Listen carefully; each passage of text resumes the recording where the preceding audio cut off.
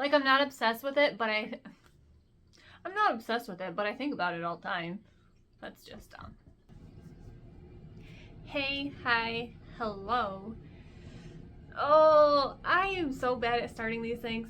I have yet to figure out a nice greeting. And welcome to my humble abode, if you will. I thought the best way to jump into making videos is, well, I kind of already posted two randomly. I thought a good way to start, what am I saying? I don't know words. Words, I don't know them. I thought a good way to start my channel would be doing a couple of tags so people can understand what kind of books I'm into, genres, just a little bit about me. Hi, baby girl. She gets so concerned. Please ignore this lamp. It's broken. It's broken, but it still works, and I see zero reason why I should change it or switch it out. I really don't care that much, to be honest. So for my first couple of videos, I'm planning on doing a mid-year book tag, which is what this is, and then I also plan on doing a newbie book tag, hopefully. And I say hopefully because I originally was going to make a video going over every book that I've read so far this year, and I recorded it 3 times. 3 times. I made one at the end of March for like the first quarter of the year, and then I made one at the end of April for the first third of the year, and then I made one in June for the first half of the year, and I just look bored. I just look bored every single time. Bored, I sound bored, it's my face. I have one of those faces, you know? You know? If you have one of those faces, you know what I'm talking about. There was a lot of rambling there. I saw the mid-year book tag going around, and I thought instead of continuously trying to record this video of every book that I've read so far this year, I would just do a tag. Let's just do a tag and make it easier on everybody. And by everybody, I mean myself. So I've seen many different versions of this tag. Everybody seems to do it a different way. They all follow their own booktube friends and people that they follow in the community. And I kind of did the same. I looked at Sarah Caroli's and Books and Lala's YouTubes, their tags. I looked at the questions in their videos and kind of combined them because they also pulled from different people. I'll link their videos down below so you can see who they pulled from. I can't remember the names right now. So that's where my list of questions came from. So the first question is, how is your reading going? And I have to be so honest that this year is not a good reading year for me. I keep fighting off slumps. Like, I haven't found something to be obsessed with yet. And I want that so bad. I want to re-experience what I felt when I read ACOTAR and Throne of Glass and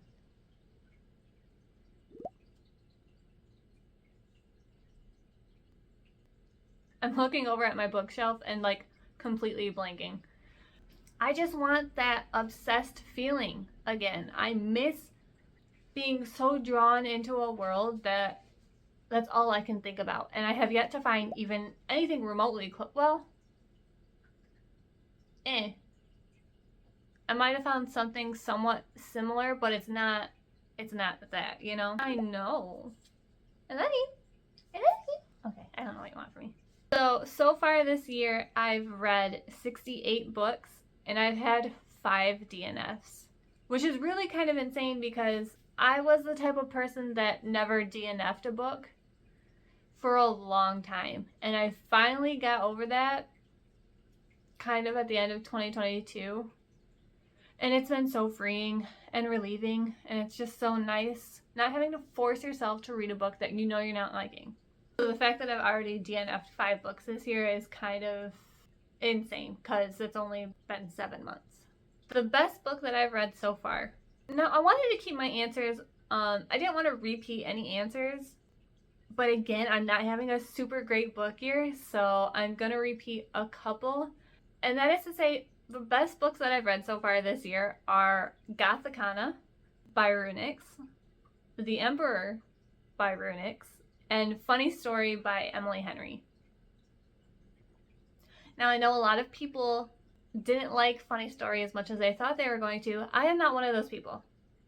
I loved that book. I wanted to put Miles in my pocket and keep him forever. I don't know what it was. I think he reminded me of somebody, and I was just obsessed. And I discovered Runix this year and finally read her books, and 2 of them ended up being my favorite books. And I did not see that coming. I did not see that coming because they're labeled as dark romance, and I could have sworn up and down that I was not that type of girl. Like, when I keep hearing about some of those dark romance books, I just know that they're not for me. And so I was hesitant to read anything with dark romance, and I did, and then I kept doing it. Like, I started off with Gothicana, obsessed, immediately moved into the Darkverse series. Obsessed. Like, I know the Syndicator is coming out. I cannot wait. I cannot wait. Anyways, those were my 3 favorite books so far this year. The next question is the best sequel you've read so far this year. And my cat is like not with this. I also have no idea. This is the look of somebody who just didn't feel like doing anything. There's no makeup on my face. I slept with braids in my hair and have yet to brush it. I can't. I don't have the motivation. It is what it is. Anyways, the best sequel that I've read so far this year. This was, again, I was trying not to do any repeats. I really wanted to say The Emperor because I am such a Dante girl. I know everybody who reads that series typically ends up being a Tristan girl. Not me. I'm a Dante girl. I'm a Dante girl through and through. That man is a walking green flag. Except he kills people. You know, he's a 10, but he kills people and stuff, you know? It's fine.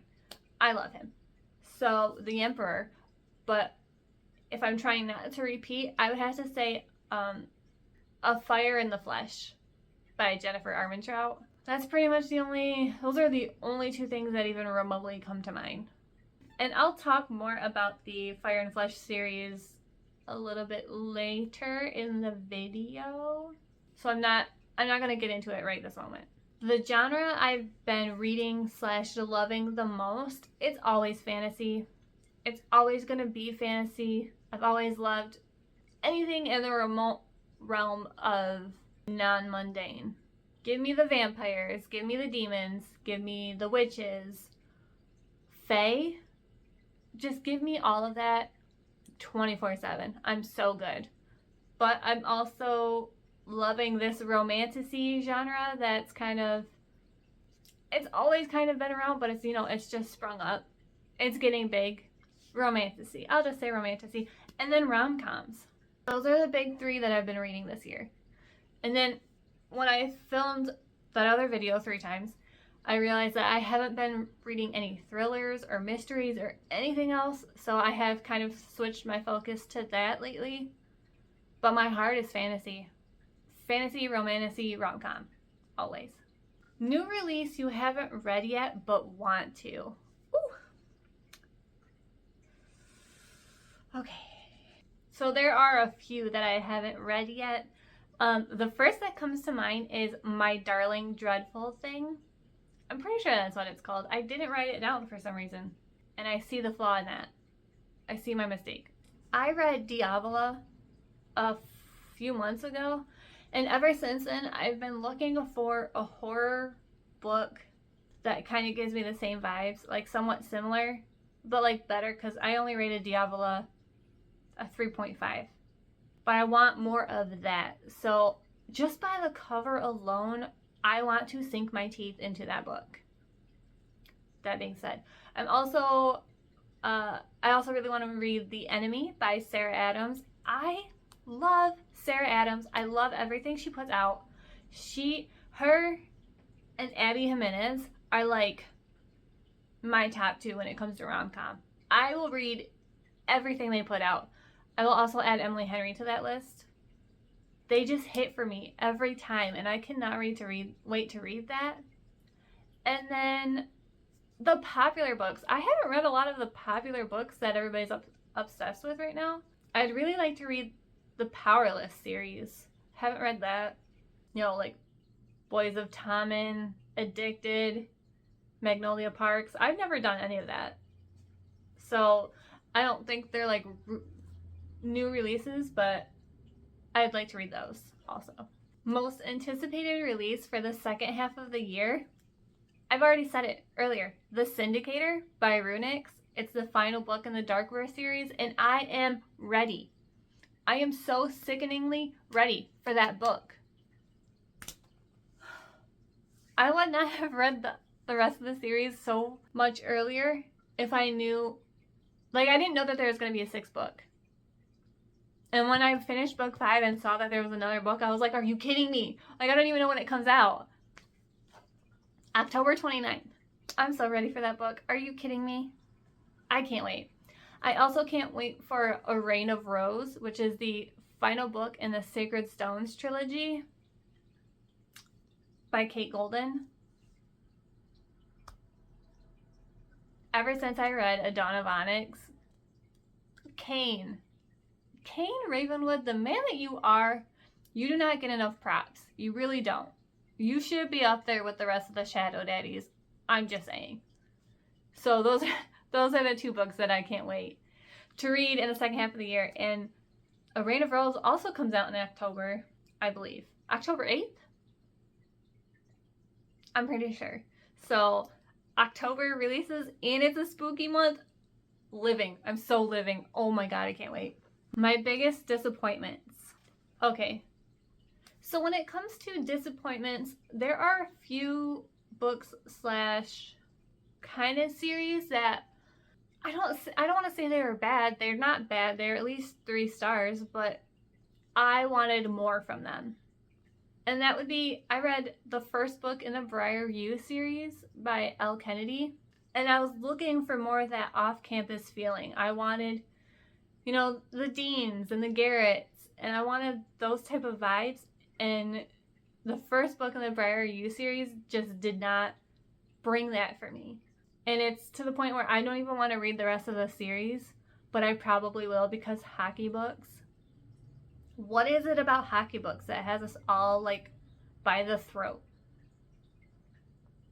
Obsessed. So I just wanted more from that book. And maybe it was just the book itself and the rest of the series will be fine, but I don't really care about those guys. When I read Garrett's book, the first book in the Off-Campus series, I was immediately hooked with those guys. But Hunter, I don't even remember the rest of their names. Colin, Hunter, and whoever else, I'm just not feeling it. Another book / series that I was disappointed in is the Fire and Flesh series by Jennifer Armentrout. And that's not to say it's a bad series. I've rated them 4 and 5 stars, but they don't touch Blood and Ash for me at all in any realm. Like, Nyktos is great and fine, and he's a good book character, but nobody's touching Cass at all. Castiel will always be, he's top 4 book boyfriends for me. Top 4.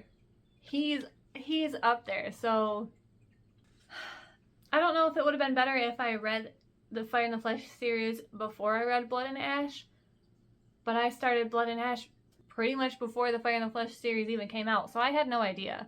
I just wanted more from it. I don't know. One other book that I was disappointed in, and this might be controversial, but Just for the Summer by Abby Jimenez. That's my least favorite book from her. And that's hard to say because every other book by her is, I think most of them are 5 stars. I might have given 1, maybe 2, 4 stars, but they're all 5 stars for me. I gave Just for the Summer 3 stars, and I might have rounded up. I can't remember. I just did not vibe with that story, and I've debated if it's because I can relate to it too much. Like when I read books, I read them for escapism. I want to be sucked in somebody else's stories. So when I read a book that I can relate to a little bit more than normal, it just doesn't do it for me. And I feel like might have been the issue with Just for the Summer. The storyline, the characters. If you like the second characters more than you like the actual main characters, then like clearly you're not vibing with the book. And that's where I'm at with that. Now, since I listed 3 books for biggest disappointment, I also want to do 3 books for the biggest surprise. I wanted to keep it even. Okay, so my biggest surprise has definitely got to be the Darkverse series. I did not see that coming. In no way, shape, or form did I see those books coming and hitting me like the freight train that they did. I never expected to like a dark romance or even really a mafia romance series as much as I do with Darkverse. And that's the one series that's kind of giving me that obsessed feeling. Like I'm not obsessed with it, but I'm not obsessed with it, but I think about it all the time. That's just dumb. I'm not like I need to eat, sleep, and breathe this series, but we're close. I love it. I love it. So that was one of my surprises. Also, 2 standalone books. Emergency Contact. Why did I not write down anybody's names? Why do I do this to myself? I'm the least prepared person. I swear to God. Anyways, Emergency Contact is about a divorced couple who are forced to spend the days leading up to Christmas with each other. The main female character ends up with a concussion, and her emergency contact is still her ex-husband. And since she has nobody else in her life, she has to be with him for the allotted amount of time that you need to be watched over when you have a concussion. The banter, the wit, the storyline, I was not expecting to like it as much as I did, and I'm pretty sure I gave that 5 stars. I'm pretty sure that was my favorite book in the month of February. I didn't expect to like it, and I've never heard anybody talk about it. It was really good, actually. So that one, and then The Second Chance Year. I'm putting the book covers up here, thank goodness, because, again, authors, I'm the worst. Second Chance Year follows a female main character who loses her job, her boyfriend, her apartment, and goes to see a psychic of sorts, and she wants a do-over of the previous year. She wants to get her job back. She wants to get her boyfriend back. She wants her old house. And so she repeats the entire year. And she obviously discovers her job wasn't great. Her boyfriend's a POS. You know, she realizes that things happen the way they were supposed to, and the grass isn't always greener on the other side type thing. And it was really good. I just love that, everybody, the wishful thinking. Everybody's like, well, I wish this would have happened instead, or I wish I would have been here in life. And it just kind of makes you realize that, like, those things might not have been as great as you wished them to be or wanted them to be, remembered them to be. I don't know. It was a really good book. That was another one that I didn't expect to like as much, and I ended up giving it 5 stars. Okay, favorite new author? I have to say Runix. I have mentioned Darkverse series too many times at this point to not say Runix. And also Gothicana.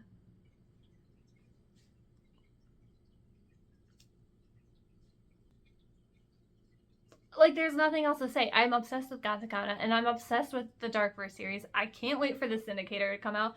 Like, so newest fictional crush / favorite character, Dante Maroney from The Emperor by Runix, Darkverse series. I'm sensing a theme. Are you sensing a theme? There is a pattern going on here. Anyways, Dante. There's not even anybody remotely close that I could think of. Like, when I think fictional crush or favorite character, there is nobody that comes to mind besides Dante.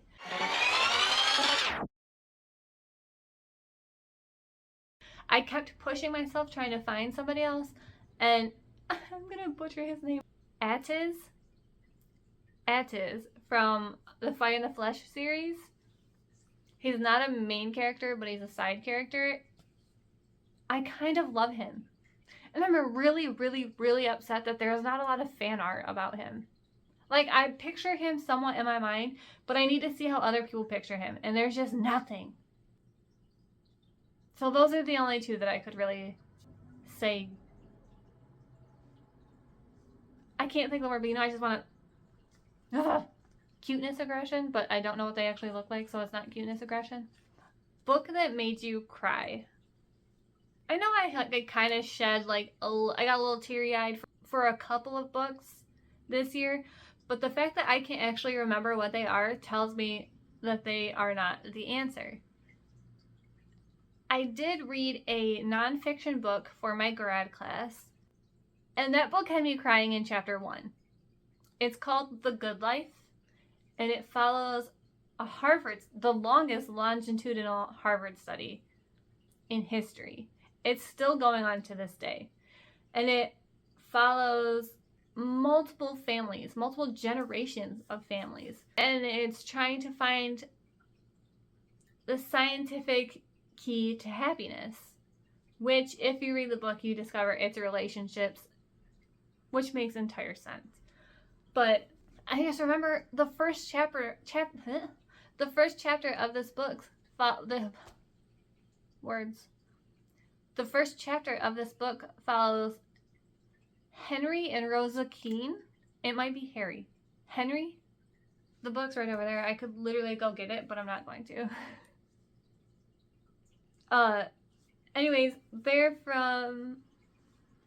were from Grand Rapids, Michigan. I was born in Grand Rapids, Michigan. So I instantly felt like connected, a kinship with them.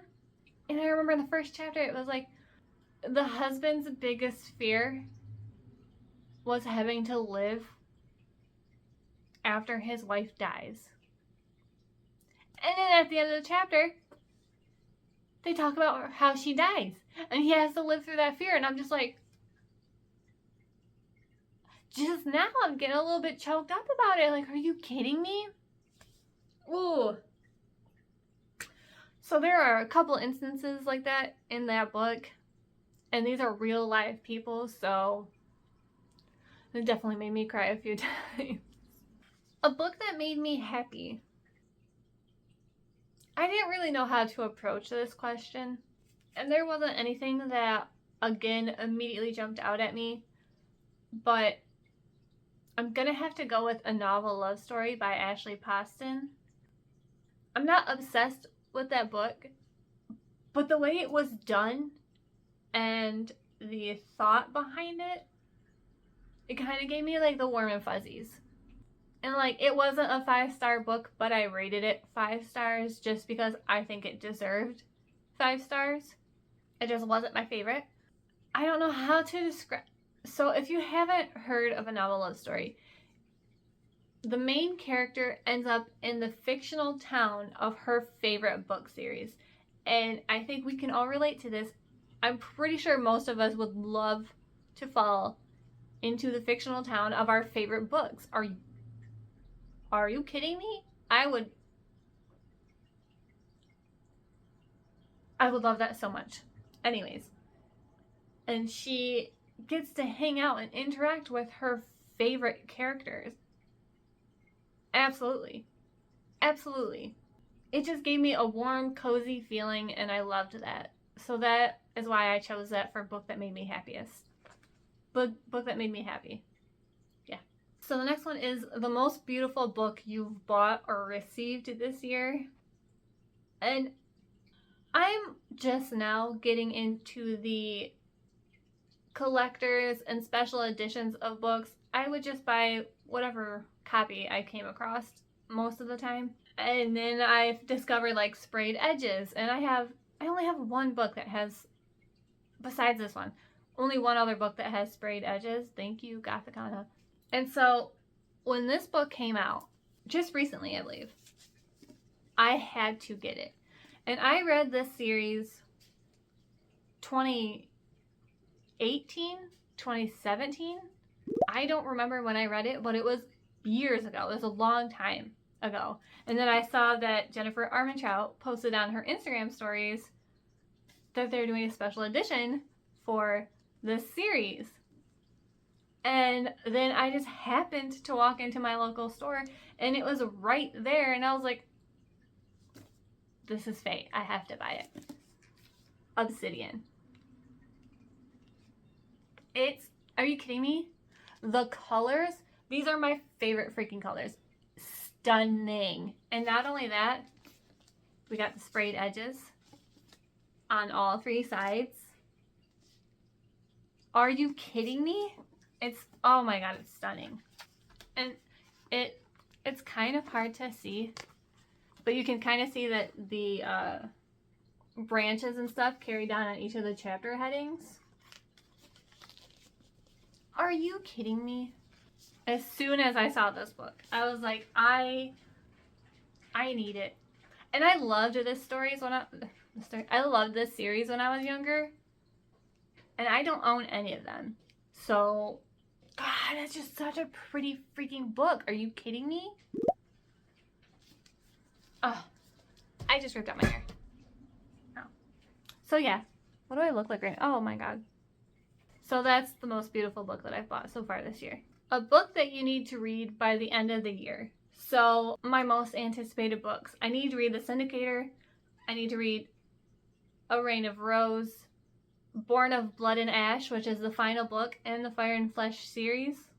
And The House on Watch Hill by Karen Marie Moning. I don't see or hear a lot of people talk about her, but her Fever series is one of my favorite series. It's so much fun. It's gritty. It's fae. It's set in Ireland. And then I saw that she posted that The House of Watch Hill is coming out, and it's a new series, and I was like, I'm so there. You bet. I'm so there. So those are my most anticipated reads. Also, again, the books that I haven't read yet, but would like to, so like Boys of Tommen, Addicted, Magnolia Parks, one of those. A book you enjoyed with mixed reviews. Not in Love by Ali Hazelwood. I don't think this is her best book, but I see a lot of people on my Goodreads giving it 1 star. And I'm just like, it's not a bad book. It's not her worst book. I don't even know what her worst book would be. But I'm confused why people are giving it 1 star. Like, I've read a few and, like, they don't like the main characters. Valid. They think there's too much smut. Valid for you. She said it was an erotic romance. So, like, I was over here, like, I'm like, I'm having a great time. I'm having a great time. 4 stars. And I was like, let's go. Like, and then I started swiping through Goodreads and I'm like, 1 star, 1 star, 2 star. And I'm just like, what did I miss? I had to have missed something. What is going on right now? I could also say Funny Story by Emily Henry, because a lot of the booktubers that I follow aren't feeling it. They think it's her least favorite. It's their least favorite book by Emily, and it's up there with Beach Read and Happy Place for me. Those were my 2 favorite Emily Henry books. And now Funny Stories are right up there with it for me. How many 5 stars have you given so far this year? I've given 15. So 15 of 68. I know a lot of people don't like willingly give out 5 stars. They want to like hold on to those for their absolute favorite books, but I'm not one of those people. In fact, I used to be worse. Or I used to give out 5 stars like it was candy. Like, you can get a 5 star. I was like Oprah. 5 stars for everybody. And I've gotten more stingy, but I still give out a fair amount of 5 stars, I think. So I've given out 15 so far, and I agree with all 15 of those. A 5-star prediction for the rest of the year. Fingers crossed, I am really, really hoping that Born of Blood and Ash by Jennifer Armentrout is a 5-star. It's the last in a series. Everything's coming to an end. I hope so much that it's a 5-star. I want it to be a 5-star so badly. You're so cute. Oh my god. I love you. Oh, it's a cute, my baby. He's so pretty. Isn't she the prettiest? She's so cute. She'd rather be watching the birds fly past the window. Aww.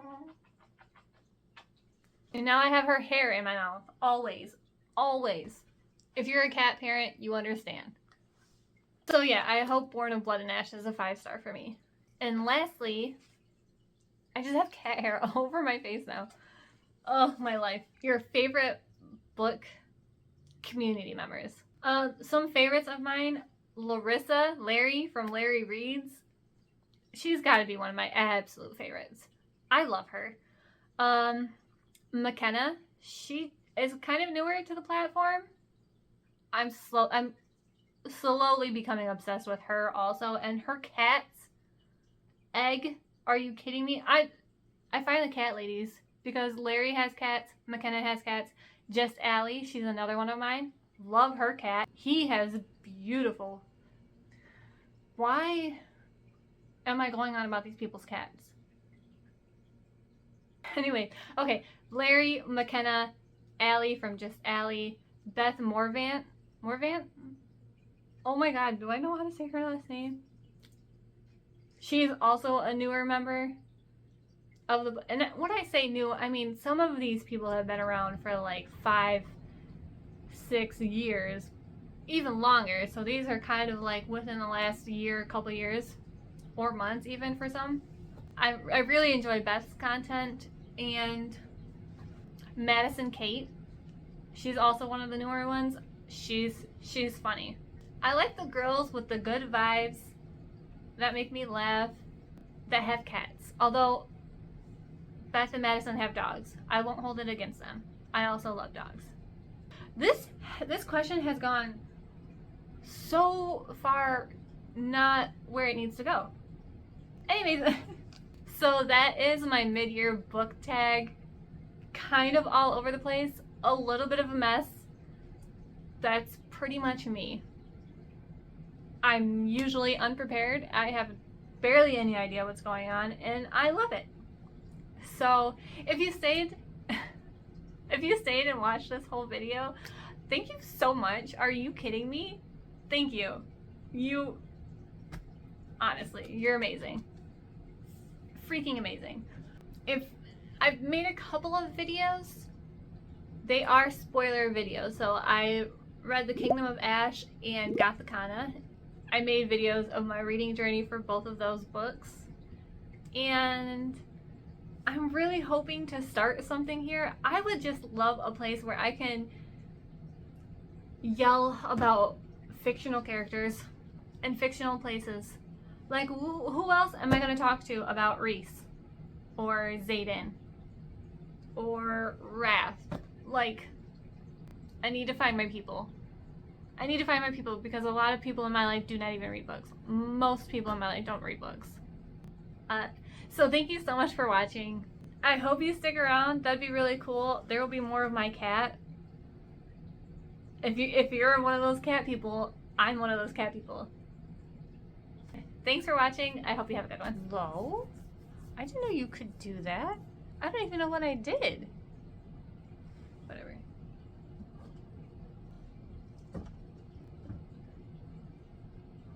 If you start shaking, my cat is rubbing her face all over you.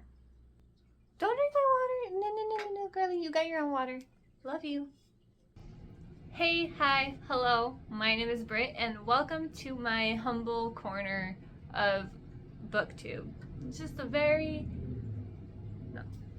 Welcome to my humble corner of the BookTube. Nope.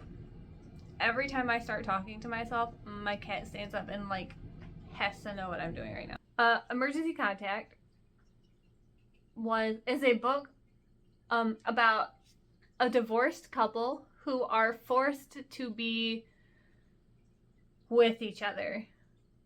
No, okay.